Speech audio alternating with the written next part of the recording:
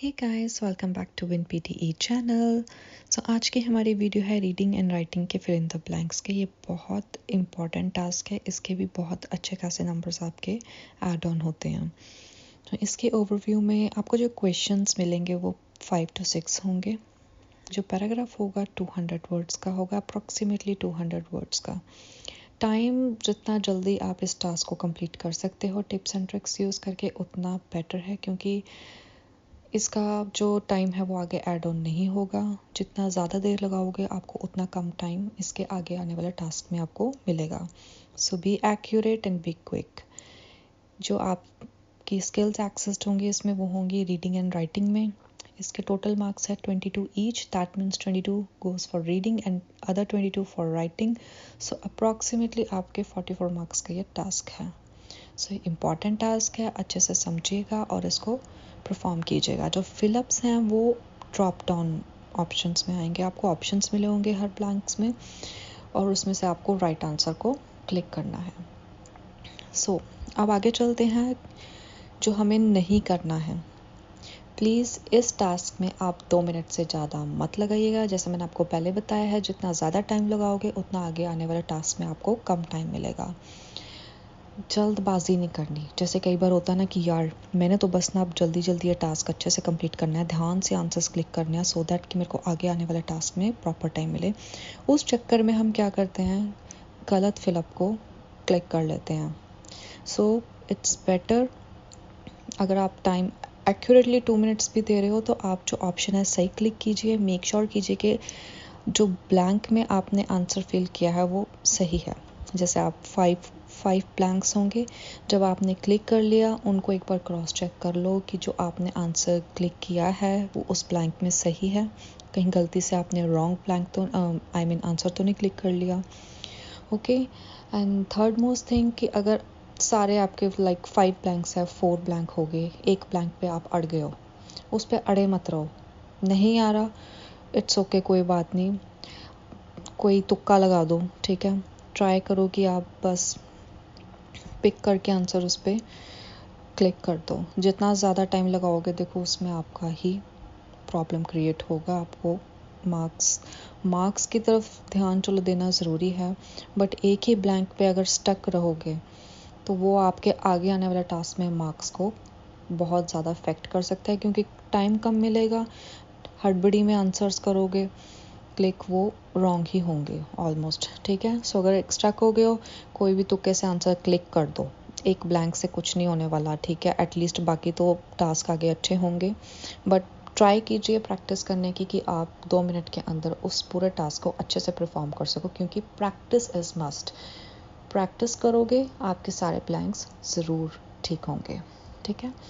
अब चलते हैं टिप्स एंड ट्रिक्स की तरफ। सबसे पहले तो आपकी ग्रामर क्लियर होनी ज़रूरी है कि प्रेजेंट टेंस है तो उसमें वर्ब 1 प्लस ing आएगा। अगर पास्ट है तो वर्ब 3 आएगा।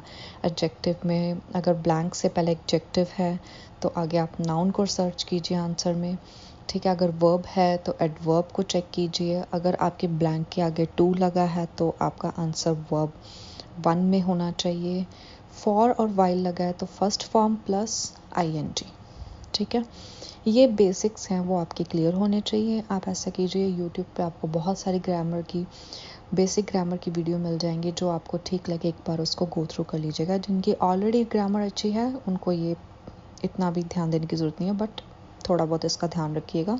सो मेक श्योर जिनको थोड़ा लगता है कि ग्रामर आपके ऊपर नीचे है तो आप उसको प्लीज़ वीडियो को चेक कीजिए, एक बार अपने बेसिक क्लियर करके कॉन्फिडेंस लाइए, फिर इस टास्क को आप प्रैक्टिस कीजिए। आगे चलते हैं नेक्स्ट ट्रिक की तरफ। लॉजिक फाइंड कीजिए, ठीक है, कि ब्लैंक में क्या आ सकता है। अब ज़रूरी नहीं जो ब्लैंक है उसका आंसर आपको मतलब जहाँ तक आपने रीड करा वहीं पे मिल जाए। 2-3 लाइनें आगे और पढ़िए, आपको मोस्ट प्रोबेबली आंसर उन 2-3 लाइनों में मिल जाएगा, ठीक है। सो पेशेंट रहिए, लॉजिकली रीड करिए वाइल मेंटेनिंग योर स्पीड, ठीक है। आराम आराम से नहीं पढ़ते रहना है। आपको इस तरीके से अपने आप को प्रैक्टिस करवाना है कि आप तेज़ी से अपने पैराग्राफ को रीड भी कर सकें और ध्यान से अपने आंसर को क्लिक भी कर सकें, ठीक है। हड़बड़ी नहीं करनी है। प्रपोजिशंस का ध्यान रखना है, जैसे ऑन, इन, विद, टू, ऐसे जो प्रपोजिशंस हैं हमारे, आधे से ज़्यादा आंसर्स जो हैं इन्हीं पे डिपेंड होते हैं, ठीक है।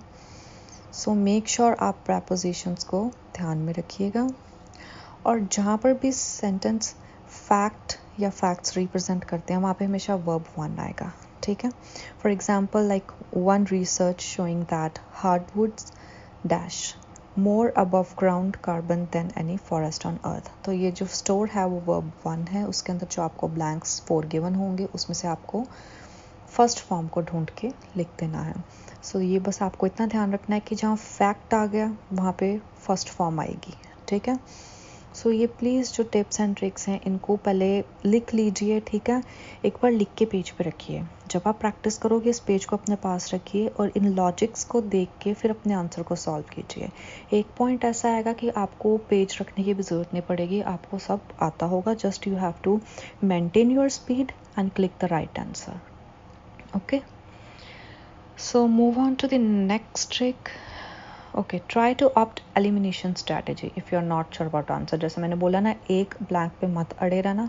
अगर आपको लगता है कि मुझे डाउट है, एलिमिनेशन मतलब बिल्कुल, अगर आपको मैं देसी में बताऊँ ना, ब्लैंक जो आपको 4 ब्लैंक्स होंगे, अगर आपकी इंग्लिश ठीक ठाक है ना, लाइक आप अगर पेपर इंग्लिश का ये दे रहे हैं, दैट मीन्स आपकी इंग्लिश इतनी भी ख़राब नहीं होगी, है ना।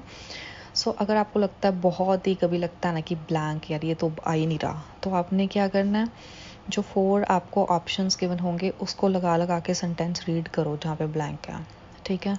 2 ब्लैंक तो ऐसे होंगे कि आप उनको कट कर दोगे कि ये तो आ ही नहीं सकता आंसर इसमें। इस अकॉर्डिंग आपको गेस करना है कि कौन सा आंसर ठीक होगा। ये तभी करना है जब आपको लगता है कि बहुत मुश्किल है, वो ब्लैंक मुझसे नहीं हो रहा, अदरवाइज अपने टिप्स एंड ट्रिक्स के साथ आप फॉलो कीजिए। Once you are done, few seconds तो ज़रूर रखो क्रॉस चेक करने के लिए, जैसे मैंने आपको पहले बताया कि कहीं आपने जल्दबाजी में गलत ब्लैंक मतलब गलत आंसर तो नहीं क्लिक कर दिया, ऊपर नीचे तो नहीं क्लिक कर दिया, कोई ब्लैंक रह तो नहीं गया, ठीक है।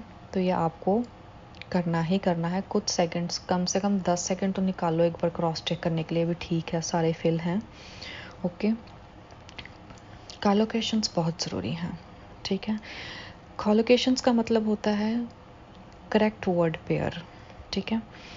वर्ड के साथ जो वर्ड पेयर है वो बहुत मैटर करता है। हम कोई भी वर्ड किसी वर्ड के साथ मिला के उसका मीनिंग नहीं बन सकता है ना, जैसे कलेक्ट डाटा, ब्रीफ इंट्रोडक्शन। हम ऐसा तो नहीं बोलते give me your small introduction, give me your brief introduction, ठीक है। कलेक्ट डाटा, सो ऐसे जो वर्ड्स आप समझ रहे हो, मैं आपको जो बताना चाह रही हूँ कि इसका मतलब होता है कि करेक्ट पेयर ऑफ वर्ड्स। कलोकेशंस का मतलब होता है कि जो आपने 2 वर्ड्स लिखे हैं वो आपस में उनका जो पेयर है वो सही हो, जैसे मैंने आपको बता ही दिया। अब जो यहाँ पे मैंने एग्जाम्पल लिखा है, इसका आंसर आप मुझे कमेंट बॉक्स में बताओगे कि क्या आएगा। हायर के साथ क्या आएगा, इनिशिएट आएगा, ओरिजिनल आएगा, प्रोडक्टिव आएगा या कॉग्निटिव आएगा, ठीक है। सो ये ब्लैंक में आप मुझे बताना लिख के, लाइक हायर मैंने आपको 4 ऑप्शंस दिए हैं, आगे सेंटेंस कंटिन्यू हो रहा है, abilities can make your way for greater things, okay. इसके साथ क्या पेयर, क्या कनेक्शन इसका वर्ड के साथ सही रहेगा, वो आप वर्ड मुझे नीचे कमेंट बॉक्स में लिख के बताना, ठीक है। सो गाइस, सारे टिप्स एंड ट्रिक्स मैंने आपको अच्छे से एक्सप्लेन कर दी है। सो मैंने 2 एग्जांपल्स रखे हैं, example number 1 and example number 2। आप जो मैंने आपको समझाया है उन ट्रिक्स को आप यूज़ करके इनको सॉल्व कीजिए और नीचे कमेंट बॉक्स में आंसर ज़रूर लिखिएगा दोनों एग्जांपल्स के, ठीक है। और जिसके आंसर सही होंगे उसको मैं पिन कर दूँगी कमेंट को, ठीक है। जिसके रॉन्ग हो गए I will correct you guys, ठीक है। तो आप अच्छे से प्रैक्टिस कीजिए and please don't panic, okay. बहुत इजी टास्क होता है। द थिंग इज़ दैट हमें टाइम को मैनेज करना है और साइड बाय साइड अपने दिमाग को काम भी रखना है, सो दैट कि हम हड़बड़ी में कुछ भी गलत ना करें। वीडियो को पॉज करके एग्जाम्पल 1 एंड 2 इन दोनों को इस टाइम पे वीडियो को पॉज करके आप अपने आंसर्स लिखिएगा। सो गाइस, ये जो मैंने आपको सारा भी एक्सप्लेन किया है स्टार्टिंग से लेके अब तक, इसको मैंने इस स्लाइड में रिप्रेजेंट किया है।